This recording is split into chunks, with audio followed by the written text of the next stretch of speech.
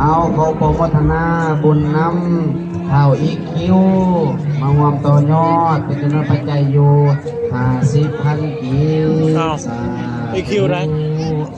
ขอให้บุญคำนำสู้ให้ดีให้สูงบอกได้ใส่ฟังเป็นลูกบดีของเพลของพ่อของแม่อยู่วันคนยืนสาธุเ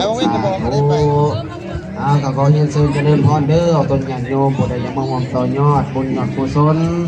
สร้างสะพานบุญให้แก่ตนเองกับขอเฮียนซื้อเจริญพรเอาขอเจริญพรโยม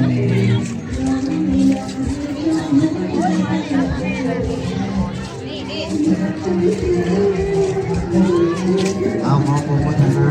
บุญนำเมอ้อยบุญบุญบุญมุ่งมั่นกันมาดู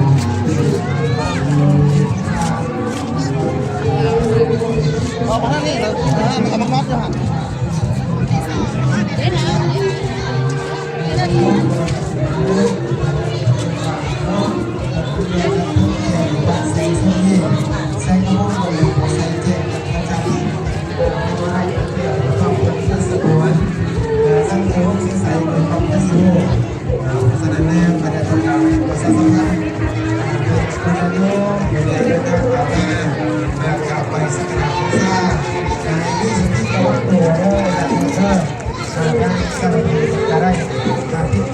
เจ้าที่เจ้าสายทิพย์มันเอา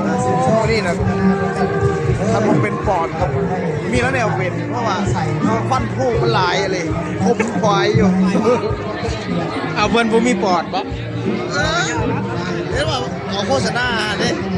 กลางเว้นมันก็อยากนอนก็ไม่นอนที่วันใต้ทุ่มอยู่ปุ๊ดปิดกันมาแล้วเจ้าที่ก็ไปหาหมอได้ป่ะดิ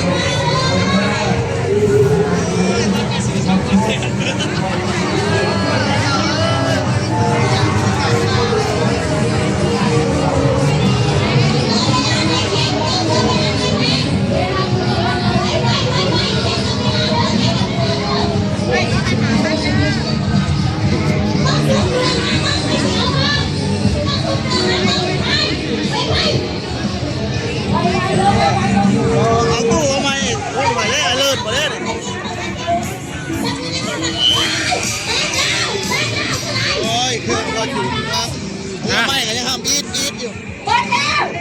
วางส้มหมดแล้วเอาเข้าเลยบอกไปแล้วบอกแล้วว่าไวบอกแล้วว่าไวได้แล้ว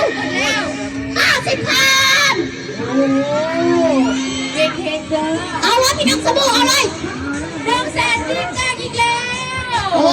มาลัวเลยตอนนี้ยิบเอาพี่น้องเอ้ยเวลา3,000,000 กีบ3,000,000 กีบปกติผู้ใดราคานี่เด้อปกติ200,000เฮ้ยก้อนนึงเนาะ200,000เฮ้ยเดือน1 นาทีเหลือ1 นาที50 วินาทีสุดท้ายแล้ว1 นาที50 วินาทีอยู่ในครอบครัวแท้เลยนี่ทุกคนก็ต้องลุ้นได้แล้วได้อีกได้แล้วได้อีกได้แล้วได้อีกอยู่ในจะมีสิทธิ์ได้สิทธิ์ได้เงินทำไมยังแจกอีกแม่